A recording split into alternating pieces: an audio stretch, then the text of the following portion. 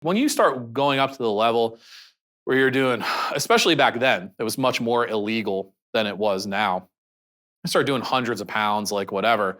People are getting knocked off, like shipments are getting lost, money's getting fucked up. It wasn't like it was smooth sailing, but it was largely smooth sailing. About 2018, started to see some, it wasn't directly related to me, but started to see some weird shit happen.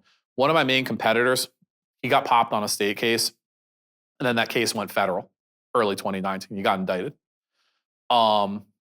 Then one of the guys who was like one of my main lieutenants, like big customer, and just a dude who was in my organization, he got set up on a controlled buy by the state police or whatever, or the attorney general's, state police attorney general's agents. So, he's cased up. We're starting to see more enforcement. There hadn't been any enforcement on weed. There hadn't been anything really going on for 5, 6, 7 years except random people getting caught. Now it looks like there's operations targeting specific people. I remember a guy got popped getting a bunch of wax sent to his house, either by a postman or it was a driver on a controlled delivery. And they said they took him down. I think it was the state police. It wasn't the feds. They took him down or whatever to question him. And when he got out, he called up my boys and my young dudes who were working for me. These dudes were taking hundreds of pounds of cheap weed at a time and pushing it through the colleges. That was their sphere. And they were like, yo, I don't think this dude's lying because he was talking about people that he didn't even know. He said that they had like a photo array on the table and he was like, you were on it. You were at the top. He's like, we were like one rung below you. These guys were over there. So it was probably, enough people had gotten caught that they probably knew by that point, but still nothing. It's weed though, too. Then I got really unlucky because they were targeting that gang in Braddock, the SCO gang. The SCOs were selling crack and heroin and they had guns and they were shooting here and there, allegedly. They put a full press on them with the county task force and the FBI Safe Street 6 organized crime drug enforcement task force or whatever. And they were buying weed off a guy who bought weed off a guy who bought weed off of my workers. So they followed them. Wiretap.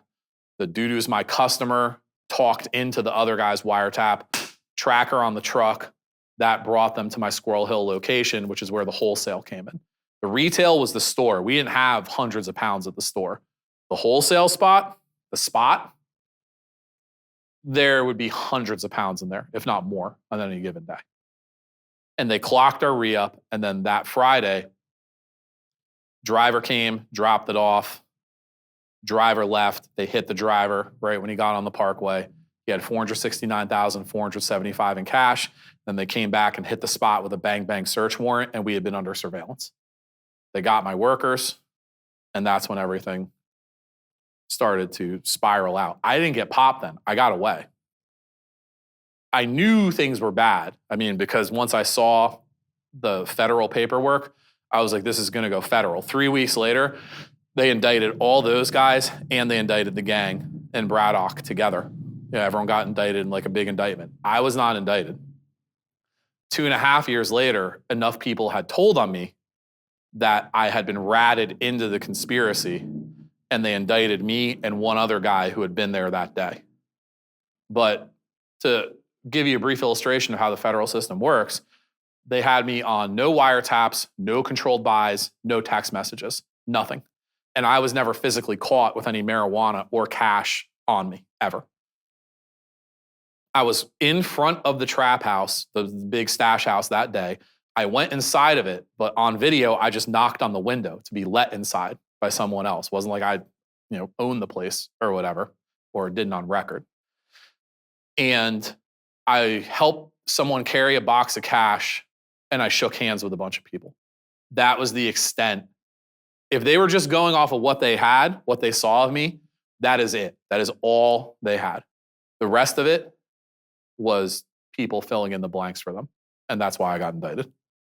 Well, first, when they indict you, they actually indict you in secret. It's a sealed indictment, which is terrifying to think of.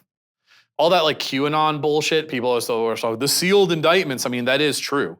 There are. Every district has numerous sealed indictments. They're just waiting to unseal them on people and pop them. So there's guys moving around, living their life, thinking they're not about to go to prison for a long time. But really, the sword of Damocles is hanging over their head and it's about to swing.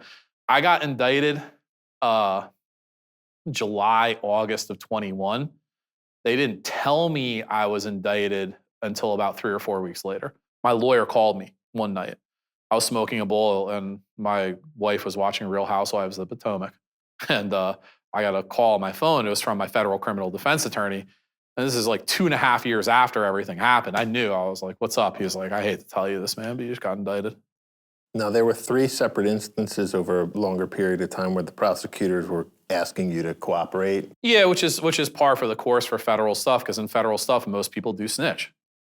You know, the time they throw at you is extreme.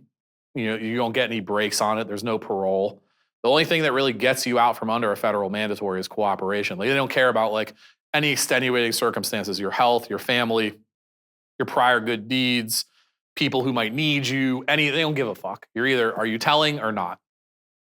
There's a couple vehicles for you to tell. Like, you know, there's like the 35B after conviction. There's like the safety valve. There's the 5K1, whatever it is. But it all boils down to the same thing. Like, to what level? You know, some guys out there actively setting people up on bail. Like, you know, like that. All that shit happens. It was always an option that was on the table. In fact, at one point, I actually knew prior to being indicted. This was years before.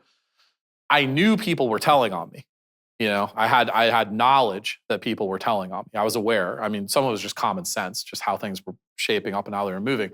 I had my lawyer reach out to them and I was like, look, I will turn myself in today. I want the 5 years. Just give me the 60 months. Get me out of the way. Let's get this shit the fuck over with. I'll just come in and plead guilty. But I'm not telling on anybody. I don't want any consideration. I just don't want to dangle out here endlessly. And they were like, no. They were like, you can only come in if you want to cooperate.